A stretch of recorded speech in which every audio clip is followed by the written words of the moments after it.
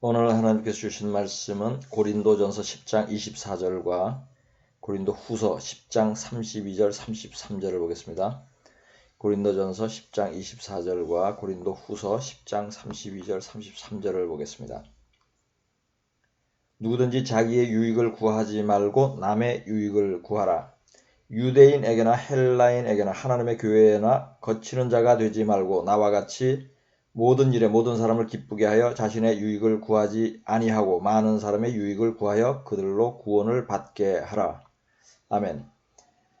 보통의 사람들은 자신의 유익을 구하며 살아갑니다. 자신의 경제적인 이익을 도모하며 사회적으로 성공을 하려고 노력을 합니다. 자신이 행복해질 수 있는 어떤 가치를 추구하기도 합니다. 이러한 모든 행동은 자신의 유익을 구하는 것이라고 할 수 있습니다.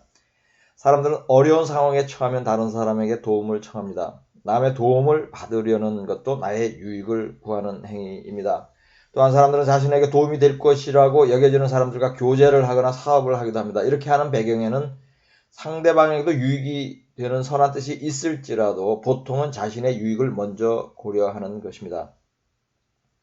이처럼 사람들은 나에게 유익이 되는지를 먼저 생각을 하지 내가 남에게 유익을 줄 것을 우선적으로 생각하며 살아가지는 않습니다. 물론 남에게 유익을 주는 일을 하는 사람들도 많이 있지만 그들도 남의 유익에 초점을 두고 살지는 않는다는 것입니다.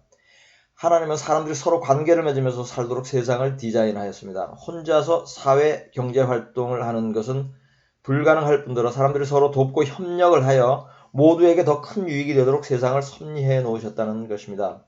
물건을 사고 파는 행위도 서로를 유익하게 하는 것입니다. 왕과 신하도 서로에게 유익이 됩니다. 모든 계약도 서로 이익이 있다고 여김으로 성사가 되는 것입니다. 남녀가 만나 교제하고 결혼을 하는 것도 서로 간에 유익이 있으므로 그렇게 하는 것입니다. 이처럼 서로에게 비슷한 분량으로 유익이 될 때에 사람들은 공평하다고 말하며 공평한 것을 선한 가치로 여깁니다. 세상에는 공평하지 않은 일이 많이 발생하고 공평에 대한 판단 기준이 서로 다른 경우도 있지만 공평한 것이 나쁘다고 말하지는 않습니다. 국제 간의 외교와 거래에 있어서도 공평하고 평등하게 서로를 대우하는 관습이 있습니다. 이것을 호혜평등의 원칙이라고 합니다. 이처럼 국가 간의 외교와 거래에도 공평은 중요한 가치로 여겨집니다. 미국은 중국으로부터 수입하는 특정 상품에 대해 관세를 부과하지 않았음에도 중국은 동일한 미국 상품을 수입할 때 관세를 부과하고 있었습니다.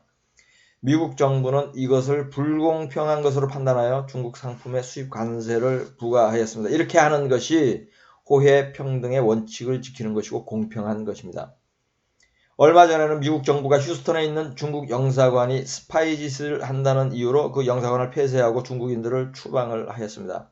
그러자 중국도 자국의 미국 영사관 한 곳을 폐쇄하는 조치를 내렸습니다.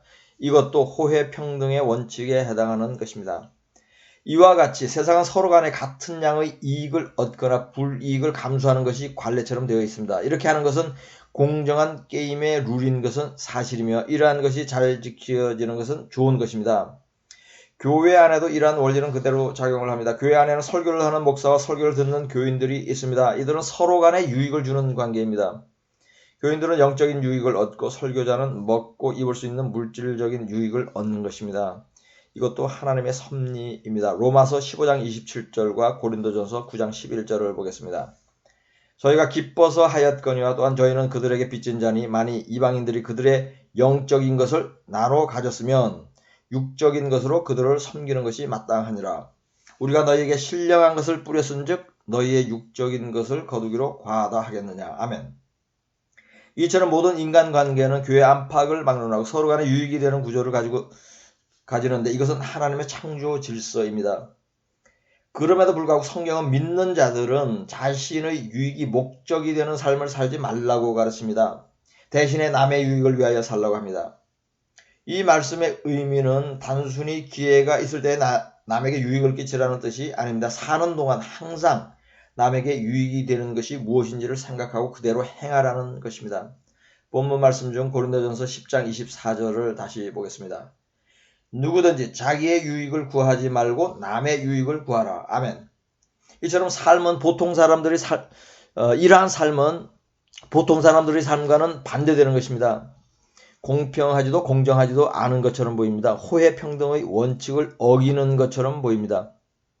겉으로 드러난 말의 내용만 보면 그러한 판단이 맞는 것입니다. 그러나 조금 더 깊이 말씀을 이해한다면 남의 유익을 목적으로 살아도 궁극적으로는 자신에게도 유익이 된다는 사실을 깨달을 수 있습니다. 남의 유익을 구하여도 궁극적으로 자신에게도 유익이 돌아온다고 할 때에 이 유익은 하나님으로부터 오는 것입니다. 스스로 유익을 구하지 않는 사람에게는 하나님께서 직접 유익을 베푸시는데 이 유익은 인간 스스로 구하는 유익과는 견줄 수 없을 정도로 좋은 것입니다. 하나님은 남을 위하여 헌신하는 사람에게 보상을 하십니다. 이 땅에서 살 동안에도 보상을 받게 하지만 살아있는 동안에 보상을 받지 못하더라도 천국을 가는 보상은 받게 됩니다. 인간에게 천국을 가는 유익보다 더 크고 좋은 유익은 없습니다. 이러한 유익은 오직 남의 유익을 구하는 사람에게만 주어지는 상급입니다. 남의 유익을 위해 살라는 가르침이 공평하지 않은 듯이 보일지라도 그대로 행한 사람은 천국을 가는 유익을 얻게 되는 것이니 결국에는 공평한 대우를 받게 되는 것입니다. 하나님은 이러한 원리로 세상을 공명정대하게 치리를 하시고 있습니다. 나의 소유로 구제를 하는 것은 남의 유익을 구하는 좋은 예 중에 하나입니다. 고린도후서 8장 14절을 보겠습니다. 이제 너의 넉넉한 것으로 그들의 부족한 것을 보충함은 후에 그들의 넉넉한 것으로 너희의 부족한 것을 보충하여 균등하게 하려 함이라. 아멘. 이 말씀에는 누구든지 가난해질 수 있다는 의미가 있습니다. 그리고 자신의 남는 것으로 구제를 했던 사람들은 자신이 가난해졌을 때 도움을 받을 수 있다는 것입니다. 즉 남의 유익을 위한 행위는 가장 안전한 보험과 같고 가장 이자율이 높은 저축과 같은 것입니다. 하나님께서는 이러한 보험금과 저축한 돈을 반드시 찾아가도록 하시는데 이것이 바로 하나님의 공평입니다. 이처럼 남에게 유익을 주는 사람은 결국 보상을 받고 구원을 받게 되는 것입니다. 그러나 여기에서 끝나는 것이 아닙니다. 궁극적으로 도움을 받고 유익을 얻은 사람들도 구원을 받게 됩니다. 본문 말씀 중 고린도후서 10장 32절 33절을 보겠습니다. 유대인에게나 헬라인에게나 하나님의 교회에나 거치는 자가 되지 말고 나와 같이 모든 일에 모든 사람을 기쁘게 하여 자신의 유익을 구하지 아니하고 많은 사람의 유익을 구하여 그들로 구원을 받게 하라. 아멘. 자신의 유익을 구하지 않고 다른 사람의 유익을 구한다는 것은 다른 사람을 돕고 섬긴다는 의미입니다. 여기에는 몸과 마음과 시간과 물질이 소요됩니다. 즉 다른 사람에게 이익이 되도록 나 자신이 희생을 하는 것입니다. 이것이 나의 유익을 구하지 않고 남의 유익을 구하는 일입니다. 이러할 때에 그 도움을 받은 사람은 당연히 도운 사람이 고마울 것이며 감사하는 마음이 있을 것입니다. 그들이 믿는 사람이라면 하나님께 더욱 감사와 영광을 올려드릴 것이며 그들이 믿지 않는 사람들이라면 믿는 자들이 도움의 감동을 받아 하나님을 믿게 될 것입니다. 이렇게 하여 본문 말씀에 그들로 구원을 받게 하라는 말씀이 성취되는 것입니다. 돕는 자와 도움을 받는 자가 모두 구원을 받는 것은 가장 완벽한 호혜 평등입니다. 그러나 하나님은 호혜 평등의 원칙을 그러므로 하나님은 호혜 평등의 원칙을 잘 지키는 분이며 더 나아가 호혜 평등의 원칙을 제정하신 분이라는 것을 깨달을 수 있습니다. 그러나 세상 사람이나 믿음이 약한 자는 하나님의 공정과 평등을 이해하지 못합니다. 그들은 오늘 10개를 주었으니 내일 10개 이상을 받아야 한다고 생각합니다. 구제 헌금을 많이 하였으니 곧 사업이 번창해야 마땅하다고 생각을 합니다. 이것이 공평한 것이라고 여깁니다. 그러나 하나님이 섭리하시는 공평은 종종 시간이 많이 흐른 후에 증명이 됩니다. 아니면 죽을 때까지 공평의 열매를 보지 못할 수도 있습니다. 예수님도 불공평하게 대우받다가 그대로 죽으셨습니다. 사도 바울도 핍박받는 일로 점철된 삶을 살다가 감옥에서 죽었습니다.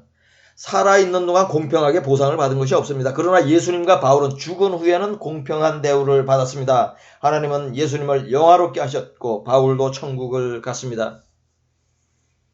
그렇다면 남의 유익을 구하며 살라는 것은 결국 하늘에만 소망을 두라는 것과 같은 의미가 되는 것입니다. 왜냐하면 땅에서는 결국 주기만 하고 받지는 못할 수 있기 때문입니다. 그러니 땅에서 소망을 찾는 사람들, 땅의 것을 구하는 사람들은 남의 유익을 구하며 살 수가 없고 자신의 유익을 구하며 살게 되는 것입니다.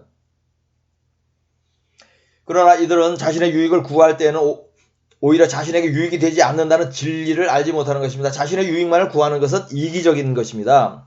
이기적인 삶은 결국 자신에게 이익이 되지 않는 것으로 결말이 납니다. 자신도 구원받지 못하고 남의 구원에도 도움을 주지 못하는 일이 벌어진다는 것입니다. 이것은 하나님이 즐겨 사용하시는 역설적 상황 전개 중에 하나입니다. 마태복음 19장 21절에서 25절까지를 보겠습니다. 예수께서 이르시되 네가 온전하고자 할진대 가서 내 소유를 팔아 가난한 자들에게 주라. 그리하면 하늘에서 보화가 네게 있으리라. 그리고 와서 나를 따르라 하시니 그 청년이 재물이 많음으로 이 말씀을 듣고 근심하며 가니라. 예수께서 제자들에게 이르시되 내가 진실로 너희에게 이르노니 부자는 천국에 들어가기가 어려우니라. 다시 너희에게 말하노니 낙타가 바늘귀로 들어가는 것이 부자가 하나님의 나라에 들어가는 것보다 쉬우니라 하시니 제자들이 듣고 몹시 놀라 이르되 그렇다면 누가 구원을 얻을 수 있으리까? 아멘. 부자 청년은 자신의 재물을 가난한 자에게 나누어 주는 일이 싫어서 근심하며 떠났습니다. 이 부자가 재물을 가난한 자에게 주면 도움을 받은 가난한 자들은 궁핍한 삶에서 해방되고 육체도 건강하게 될 것입니다. 또한 도와준 사람이 하나님을 믿는 사람이라는 사실을 알게 됨으로써 그들도 하나님을 믿게 될 것인데 이 부자 청년은 돈 욕심이 많음으로 그렇게 하기를 거절하였습니다. 그러자 예수께서는 부자가 구원을 받기가 어렵다고 말씀을 하신 것입니다. 즉, 이 부자는 남의 유익을 구하지 않고 자신의 유익을 구함으로써 결국 가난한 자의 궁핍한 삶에 도움을 주지 않았습니다. 그리하여 그들의 구원을 돕지도 못하고 자신의 구원도 잃게 되는 것입니다. 십계명을 잘 지킨 이 부자 청년이 구원을 받지 못하게 되는 것은 역설적인 사건입니다. 성경은 이러한 역설과 반전이 종종 보여지는데 이것은 하나님의 섭리입니다. 악한 세리장 삭개오는 남의 유익을 구하여서 천국을 갔는데 선한 부자 청년은 자신의 유익을 구하다가 지옥문으로 들어가는 것입니다. 사도 바울은 남의 유익을 구하라고 당부하면서 자신을 본으로 삼으라고 했습니다. 헬라인에게나 유대인에게나 교회 안에서나 거치는 자가 되지 말라고 했습니다. 거치는 자가 되지 말라는 것은 자신의 유익을 구하는 자가 되지 말라는 의미입니다. 헬라인과 유대인이라고 칭한 사람들은 믿지 않는 사람들입니다. 믿는 자들은 남의 유익을 위해 사는 사람들이라는 것을 믿지 않는 자들에게 나타내야 합니다. 바울은 그렇게 하였습니다. 그리고 그렇게 해야 하는 이유가 믿지 않는 자들을 예수를 믿게 하여 구원받게 하기 위한 것이라고 말씀을 하고 있습니다. 지금까지 남의 유익을 구하는 삶을 살 때에 자신과 남이 모두 구원받는 엄청난 일이 벌어진다는 사실에 대하여 살펴보았다면 이제부터는 남의 유익을 구하는 구체적인 실천 방법에 대하여 나누어 보겠습니다. 사람의 언행과 삶에는 그 사람의 마음과 생각과 믿음이 모두 반영되어 있습니다. 그러므로 남의 유익을 구하는지 자신의 유익을 구하는지는 그 사람의 행동을 조금만 관찰해도 알 수 있습니다. 자신도 알 수 있고 상대방도 알고 제3자도 알고 하나님도 알고 누구든지 알 수 있습니다. 그러므로 핑계를 댈 수 없습니다. 이러한 전제하에 먼저 여러분 스스로 예수를 믿는다고 하면서 남의 유익을 위하여 살고 있는지를 돌아보아야 할 것입니다. 그렇게 살지 못하였다면 또는 그렇다고 하기에는 미흡하였다고 여겨진다면 회개를 하십시오. 성경이 분명하게 가르치고 있음에도 불구하고 그대로 행하지 않는 것은 죄입니다. 그리고 죄를 회개할 때는 합당한 열매를 맺어야 합니다. 그러니 다음과 같이 행하면서 회개에 합당한 열매를 맺고 구원받게 되시기를 주님의 이름으로 축복합니다. 첫째, 나의 유익을 위하여 모아둔 모든 소유를 팔아 가난한 자들에게 나누어 주십시오. 나의 유익을 위하여 구입한 집을 팔고 전세금을 빼내어 융자한 돈은 갚고 월세 집으로 옮기십시오. 그리고 남는 돈으로 구제하십시오. 둘째, 나의 유익을 위하여 예금한 돈을 모두 찾고 적금을 해약하여 피골이 상접하여 굶어 죽어가는 아프리카의 수많은 형제를 도우십시오. 셋째, 나의 유익을 위한 해외 유람 계획을 취소하고 그 돈으로 불우이웃을 도우십시오. 넷째, 나의 유익을 위해 구입한 비싼 승용차를 팔아 경제적인 차로 바꾸고 남는 돈으로 궁핍한 재소자들을 도우십시오. 다섯째, 나의 자녀의 유익을 위한 과외비 지출을 중단하고 그 돈으로 굶주린 남미의 불쌍한 아이들을 구제하십시오. 그리고 과외 선생을 의지하지 말고 하나님을 의지하며 공부하도록 자녀를 훈계하십시오. 여섯째, 나의 교회의 유익을 위해 건축 헌금을 저축하지 말고 그 돈으로 수천만 명의 난민들을 도우십시오. 이러한 교회는 건물을 교회로 여기는 죄에서 먼저 돌이키고 교회의 은행 잔고를 모두 털어서 구제하여 회개에 합당한 열매를 맺으십시오. 일곱째, 남의 유익을 위하여 전도하고 봉사하고 섬기는 일을 일상화하십시오. 교회 안에서 할 수도 있고 교회 밖에서도 할 수 있을 것입니다. 여덟째, 나의 유익을 위한 기도보다는 남의 유익을 위한 기도를 하십시오. 은혜를 받게 하는 참 주의 종들과 교회 안의 지체들과 세상 권세들과 이스라엘과 믿지 않는 지인들을 위하여 중보기도를 하십시오. 이는 하나님의 나라와 의를 구하는 좋은 일입니다. 이상으로 남의 유익을 위한 삶을 구체적으로 적용하는 예를 살펴보았습니다. 물질이 있는 사람은 물질로, 물질이 없는 사람은 봉사와 섬김과 기도로 남의 유익을 구할 수 있습니다. 그러므로 누구든지 남의 유익을 구하며 살아갈 수 있으며 남의 유익을 구하는 행위는 궁극적으로 자신도 구원받고 남도 구원을 받게 하는 신령하고 아름다운 선행인 것입니다. 그렇다면 누가 이러한 일을 하지 않겠습니까? 지금까지는 몰라서 하지 못하였다면 이제라도 남의 유익을 구하는 삶을 실천하십시오. 남의 유익을 구하지 않고 안락한 소파에 앉아서 달콤한 것을 먹으며 평안하다 안전하다 구원받았다고 여기며 지내는 많은 크리스천들이 있습니다. 이들은 편안하고 부유한 삶을 살면서 복받았다고 여기며 살아가는 사람들입니다. 자신의 유익을 구하는데 빠른 자들입니다. 이들도 남을 약간은 도울지 모릅니다. 그러나 성경은 철저히 남의 유익을 위해 살도록 교훈을 하고 있습니다. 어떤 한 목사는 자신이 유익을 줄 수 있는 사람만 만난다고 합니다. 자신에게 유익이 될지에 대한 고려는 전혀 하지 않는다고 합니다. 자신의 설교를 듣기 원하거나 자신에게 성경을 배우기를 원하는 사람을 만납니다. 신앙에 대한 상담을 원하는 사람과 대화를 합니다. 이렇게 하기 위하여는 자신의 마음과 시간과 물질을 아끼지 않습니다. 그러나 개인적인 친분이 있어도 그 사람에게 유익을 줄 수 없거나 그 사람이 자신으로부터 유익을 구하는 것이 없다고 판단되면 만나거나 교제를 하지 않는다고 합니다. 이렇게 함으로써 그는 세월을 아낀다고 합니다. 이 목사는 남의 유익을 위해 사는 사람입니다. 이분의 삶을 여러분에게 적용해 보실 것을 권면합니다.